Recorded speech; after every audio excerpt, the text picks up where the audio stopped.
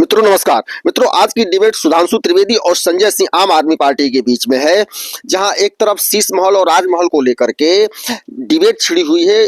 दिल्ली चुनाव में एक तरह से बड़ा मुद्दा बनता जा रहा है, जहां एक तरफ अरविंद केजरीवाल ने सीएम रहते हुए आवास पर जो खर्च किया उन पर गंभीर आरोप लगे हैं। तो अब आम आदमी पार्टी ने इसके जवाब में प्रधानमंत्री आवास को राजमहल कहना शुरू कर दिया है। दोस्तों यह जानने की बात है कि प्रधानमंत्री आवास जो है वो पीछे के तमाम प्रधानमंत्री हुए उनके समय से है, उसमें नरेंद्र मोदी भी रह रहे हैं। आप लोगों ने देखा होगा कि पिछले दिनों संजय सिंह मीडिया को लेकर के जो सीएम हाउस था पहले, उसमें जा रहे थे कि हम दिखाना चाहते हैं, देखो इसमें क्या है। तो इस पर सुधांशु त्रिवेदी ने बहुत ही रोचक तरीके से जब स्वाति मालीवाल का जिक्र किया और कहा कि उसमें जब गई थी तो उनके साथ क्या व्यवहार हुआ था, उस समय अच्छा मौका था आपके पास कि आप उसका सीसीटीवी दिखा देते, वो शीश महल सबको दिखा देते, लेकिन आपने कहा कि सीसीटीवी भी गायब हो गया है।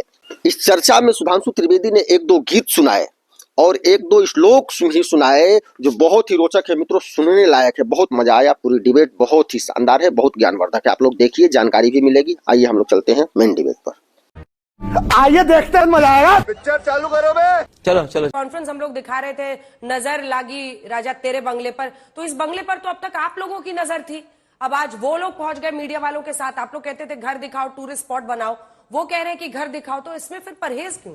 देखिए, जो मैंने पूरी बात कही थी, ये वो पार्टी थी जिसने लिखित में सबसे शपथ पत्र लिया था कि हम बंगला नहीं लेंगे। तो ये वो कहते थे जो कहते थे ना चाहूं बंगला गाड़ी, ना चाहूं हीरा मोती, केवल जन लोकपाल केवल मुझे दे। वो अब कहने लगे, उनकी नजर ऐसी बदली है कि नजर लागी राजा तोरे बंगले पर। हमारे संसदीय दल के नेता हैं आम आदमी पार्टी के संजय सिंह जी, इनकी भी नजर वहीं, सौरभ भारद्वाज जी की नजर वहीं। और मजे की बात है, समझिए, वो अस्थायी मुख्यमंत्री, वो स्थायी रूप से उस बंगले को चाह रही हैं। उनके तो अश्रुधारा बह रही है उसको लेकर। मैं तो सिर्फ ये पूछना चाहता हूं कि भाई आतिशी जी, तो 1 महीने की बात है, 1 महीने के बाद तो आम आदमी पार्टी की सरकार रहने वाली नहीं है। चलो आम आदमी पार्टी का दावा मान लें तो भी अस्थायी मुख्यमंत्री नहीं रहने वाली है। तो ये अस्थायी चीज से इतना मोह कैसा? गीता का ज्ञान समझिए, इतना मोह नहीं करना चाहिए जो आपको मात्र चंद दिनों के लिए मिला है, और उसमें भी आपको चुनाव की आचार संहिता लगी हुई है। जो आज तुम्हारा है कल किसी और का था, आगे किसी और का होगा। तो मुझे लगता है ये जो इनके अंदर एक वास्तविकता क्या है कि आज जब इनको अपनी हार दीवार पर लिखी इबारत की तरह साफ दिखने लगी है, तो मुझे लगता है उस घबराहट और बौखलाहट में जो कुछ हो रहा है वो साफ दिखाई पड़ रहा है। अब रही बात इसकी कि जो इन्होंने कहा कि साहब पहले ले जाते, मैं तो कहना चाहता हूं आज आचार संहिता लग चुकी है। जब आचार संहिता नहीं लगी थी तो क्यों नहीं ले गए थे भाई? किसने रोका था? ले जाके दिखा देते। पीडब्ल्यूडी डिपार्टमेंट आपके ही अंडर में था। और मैं एक और बात कह दूं, आम आदमी पार्टी तो डिजिटल एरा में उभरी हुई पार्टी है, सोशल मीडिया ने बड़ा उपयोग करके उभरी हुई पार्टी है। ये क्या करते, एक वीडियो बनाते अनइंटरप्टेड, जैसे इनके पंजाब के मुख्यमंत्री ने एक विशेष मनोदशा में, एक विशेष मानसिक अवस्था में संसद का वीडियो बनाया था, वैसे ही बना के अनएडिटेड सोशल मीडिया पे डाल देते। देखो भाई ये है, कहीं दिख नहीं रहा है, मगर दिखाना कुछ और है, करना कुछ और है, दिखना कुछ और है, अंदर कुछ और है, बाहर कुछ और है। बस यही आम आदमी पार्टी का वास्तविक चरित्र है, जिसे दिल्ली की विवेकपूर्ण जनता आप समझ चुकी है। संजय जी, अब आप मोर्चा संभालिए और बताइए कि आज सुबह आप लोग कर क्या रहे थे? परमिशन आपको था नहीं, सिर्फ एक आपको सियासी ड्रामा चुनावों के इर्द गिर्द करना था क्या? वरना परमिशन, और जब तक सीपीडब्ल्यूडी से आप चाबी नहीं लेंगे, आप वहां पहुंच के कितना भी हल्ला कर लीजिए, कैसे वहां पर ऐसे इजाजत दी जा सकती है? दूसरा, अब ये पूरा मामला कहां पर जाकर थमेगा? आप लोगों को पहले दिखाना चाहिए था ना सर। जब बंगले की पहले बार रिपोर्ट आई और खर्च का हुआ कि इतने करोड़ का पर्दा है, इतने करोड़ का ये है, तब सारी मीडिया बोलता रहा लगातार कि दिखा दीजिए घर। तब तो अरविंद केजरीवाल जी वहीं पर थे, तब क्यों नहीं दिखाया?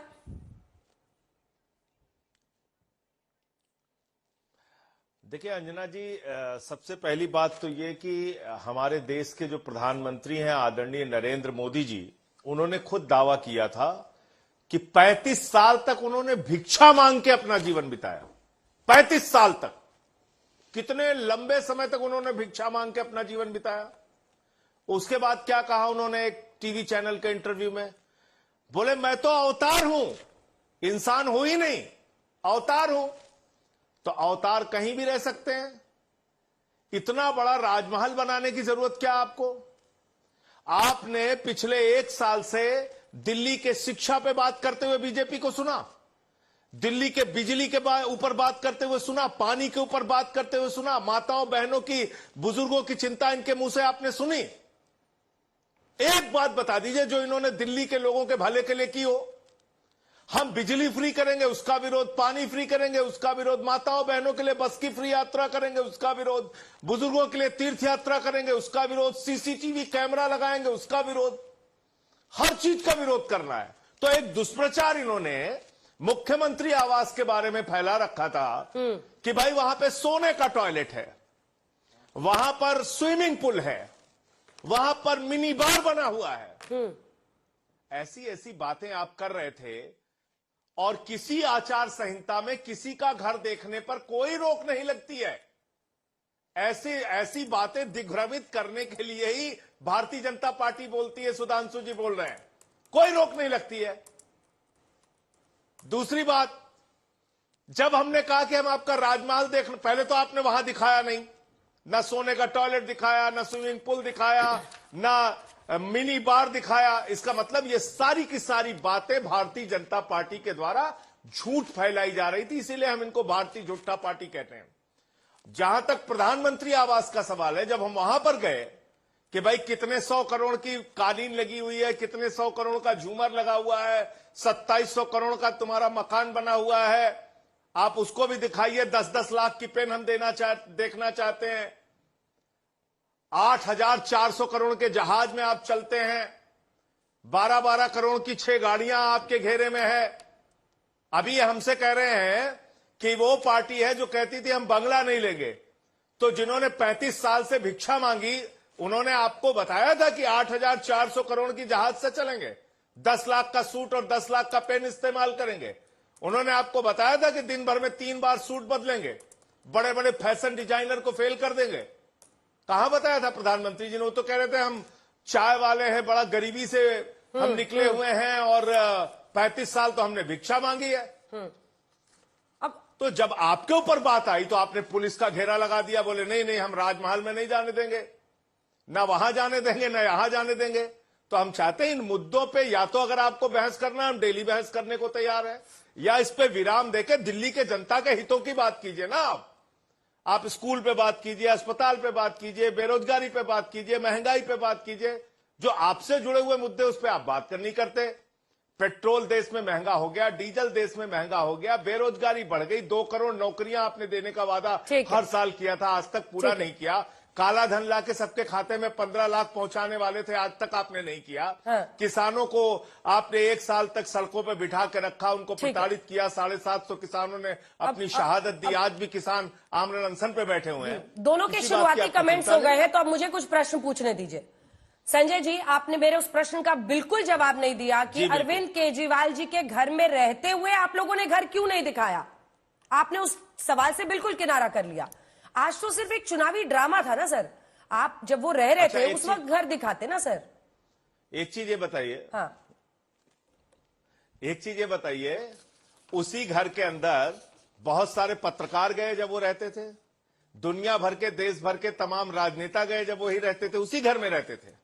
और अपने ही राजनीतिक पार्टी के नहीं, दूसरी राजनीतिक पार्टियों के लोग भी गए, बिहार के मुख्यमंत्री भी गए थे उस घर में। तो हमने कौन सी रोक लगा रखी थी कि भैया इस घर के अंदर आना ही मना है? ठीक है। बहुत सारे लोग जो जनता के बीच में होते थे वो भी आते थे मिलने के लिए। सारे लोग वहां घर पे जाते थे सुधांशु जी, वो कह रहे सारे लोग जाते थे। आप लोग ऐसे कैसे कि आप दुष्प्रचार करेंगे वहां पे? सुधांशु जी, देखिए संजय जी ने कहा, खुला हुआ था, नेता अन्य पार्टियों के नीतीश कुमार जो अब आपके साथ हैं उन्हीं से पूछ लीजिए। नहीं, बहुत अच्छा उन्होंने याद दिलाया। अरे बाकी तो छोड़िए, आपकी पार्टी की सांसद गई थी उसी घर में और उन्होंने सिर्फ अपॉइंटमेंट मांगा था। तो आप लोगों ने उनके साथ क्या बर्ताव किया था स्वाति मालीवाल के साथ कि यदा यदा ही महिला सांसद अपॉइंटमेंट याचति तदरि केजरीवालस्य वचनद्वयम लात भूसा नाम कमर मध्य चटकनामुक भंजनम। फिर दिल्ली पुलिस ने कहा था जरा सीसीटीवी दिखा दीजिए, बड़ा अच्छा मौका था, देखो भाई वो नेता आई मिलने, लो सीसीटीवी देख लो। कहा सीसीटीवी गायब, सीसीटीवी फुटेज ही नहीं अवेलेबल है। अरे कितना बढ़िया मौका था आपके पास लीगली दिखाने का कि लो भाई आज हम सीसीटीवी दिखाई दे रहे हैं, मगर आप उससे चूक गए। अब मैं दोनों बातें बताना चाहता हूं कि जो आपने बात कही, मैंने संजय जी ये नहीं कहा कि आचार संहिता लगने की वजह से, आचार संहिता से पहले टोटल कंट्रोल आपका था, आचार संहिता के बाद सरकार के ऊपर बहुत से रिस्ट्रिक्शन लग जाते हैं, मंत्री अपनी बहुत सी ताकतें होती हैं जिनका इस्तेमाल नहीं कर सकते, इसलिए मन में संदेह पैदा होता है कि आचार संहिता का दिन आपने क्यों चुना। और दूसरी बात हम आपसे यह कहना चाहते हैं कि आप लोग जिस प्रकार का प्रचार, दुष्प्रचार, अन्य बात कहते हैं, तो प्रधानमंत्री जी का जो 10 लाख का सूट था ना, वो जानते हैं 3.5 करोड़ में नीलाम हुआ, और वो 3.5 करोड़ रुपए गरीब बच्चियों के शिक्षा के लिए दिए गए। मैं पूछना चाहता हूं, पूर्व में आपके साथ के कांग्रेस के कितने प्रधानमंत्रियों ने अपनी कितनी कितनी चीजों को वो किया गया है। इसलिए हम ये बताना चाहते हैं कि ईमानदारी के साथ आपको आकर यह बात करनी चाहिए, इंस्टेड ऑफ कि आप लोग आकर केवल एक प्रकार का प्रपंच फैलाएं। सुधांशु जी, लेकिन सच पता कैसे चलेगा? आप लोगों ने एक 3D मॉडल निकाला, वीरेंद्र सचदेवा ने, उसमें पीछे स्विमिंग पूल दिख रहा है, ये लोग कह रहे हैं स्विमिंग पूल नहीं है, बार कह रहे हैं मिनी बार लगभग 6-6.5 लाख का, वो है नहीं, वो उनका दावा है कि है नहीं।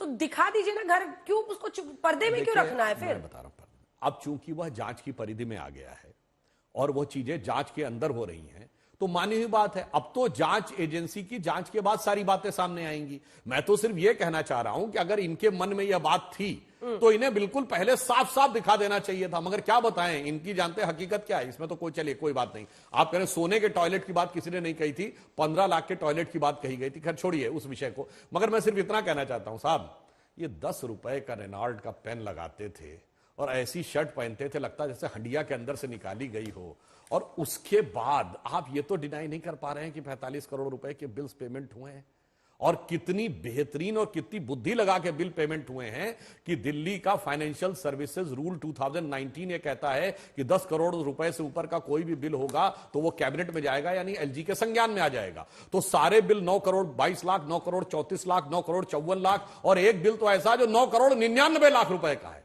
तो गजब की बुद्धि लगाई है, ये कहना पड़ेगा, बहुत पढ़े लिखे मुख्यमंत्री हैं, तो उन्होंने बिल्कुल भ्रष्टाचार करने में, अपनी चीज को बचाने में कोई कोर कसर नहीं छोड़ के रखी थी। और मैं एक और बात कहूं, जो हमारे मित्र संजय जी ने कहा कि दिल्ली के मुद्दे की बात नहीं करते, तो अब मुद्दा ही बताता हूं। जब आप लोगों की सरकार आई तब दिल्ली सरप्लस का बजट था, 1.54% ऑफ द रेवेन्यू का फायदा था, यानी मुनाफे का बजट था। अब घटते घटते 0.3% मुनाफे पे आ गया है, और यह साल दिल्ली का घाटे का बजट होने जा रहा है। और आपकी सरकार ने नेशनल स्मॉल सेविंग फंड से 10,000 करोड़ रुपए के उधार के लिए आवेदन दिया है। 70,000 करोड़ रुपए के घाटे में दिल्ली जल बोर्ड चला गया है। दिल्ली सरकार, जो उत्तर भारत की सबसे समृद्ध सरकार है, जहां पर कि सबसे बेहतर हमेशा से ही स्टैंडर्ड ऑफ लिविंग है, जिसका रेवेन्यू सरप्लस रहता था, वो अब घाटे की तरफ जा रही है। वो करके इन्होंने दिखाया। और पंजाब में जाके देख लीजिए, पंजाब में क्या इन्वेस्टमेंट आ रहा था, पहले कांग्रेस की सरकार थी, और अब कितना आ रहा है।